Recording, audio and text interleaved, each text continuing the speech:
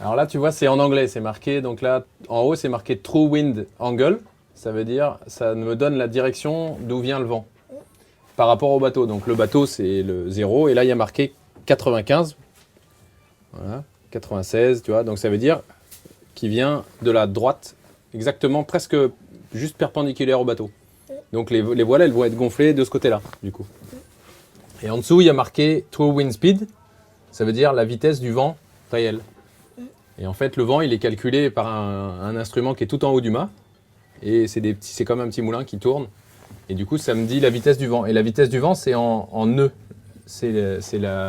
Un nœud, ça veut dire 1 1000 nautiques par heure.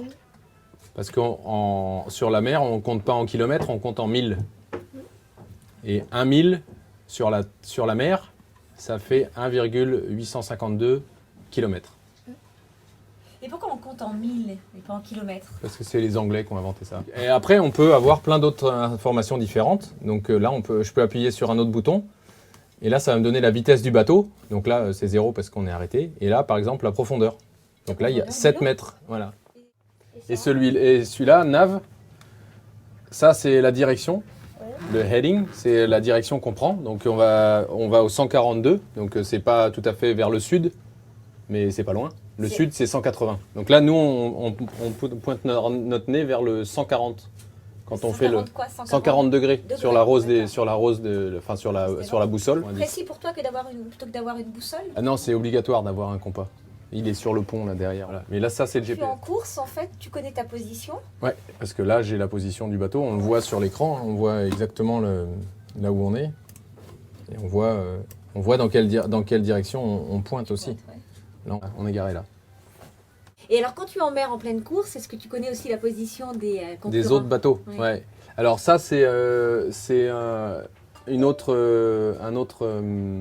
instrument qui me le donne, c'est l'AIS. Donc en fait, c'est un radar et on est tous obligés d'avoir ce radar-là à bord et du coup, on reçoit les positions des autres par email. Et en fait, on a toute une liste de coordonnées qu'on rentre dans un programme et après, ça nous met les positions des autres bateaux sur la même carte que la nôtre. Ah d'accord, c'est génial. Donc comme ça, on peut savoir la distance, la direction qu'ils prennent, etc.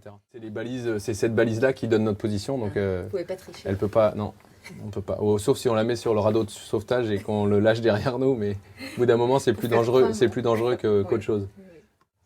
Et d'où vient l'électricité? Il y a des batteries, tu vois, juste en bas de tes pieds là, dans une voiture. Voilà, il y a une batterie et puis le moteur, en fait, c'est là on est assis sur la boîte qui recouvre le moteur. Et je fais tourner le moteur comme le moteur d'une voiture et ça recharge les batteries. Et donc il y en a une de chaque côté. Et par contre, il faut faire très attention parce que c'est vrai que si on n'a pas de batterie, on ne peut pas avoir l'ordinateur, on ne peut pas avoir le téléphone, on ne peut pas avoir les emails. Et donc pour faire la course, c'est beaucoup plus difficile. Ouais. Et pendant la course, la solidaire du chocolat, toi tu feras ton électricité avec des panneaux solaires? J'aurai aussi des panneaux solaires. Ouais. Et justement, là, j'ai mis du temps à me décider. Et j'ai acheté des panneaux solaires très performants. Du coup, je vais essayer de prendre le moins d'essence possible. Parce que en plus... Capitainerie de la Trinité-sur-Mer pour Chiquitatou. Est-ce que vous m'entendez pour un test VHF? À vous. Oui, ici la Trinité-sur-Mer, je vous reçois 5 sur 5, forme éclair. Ok, merci, bonne soirée. Bonne soirée. Voilà.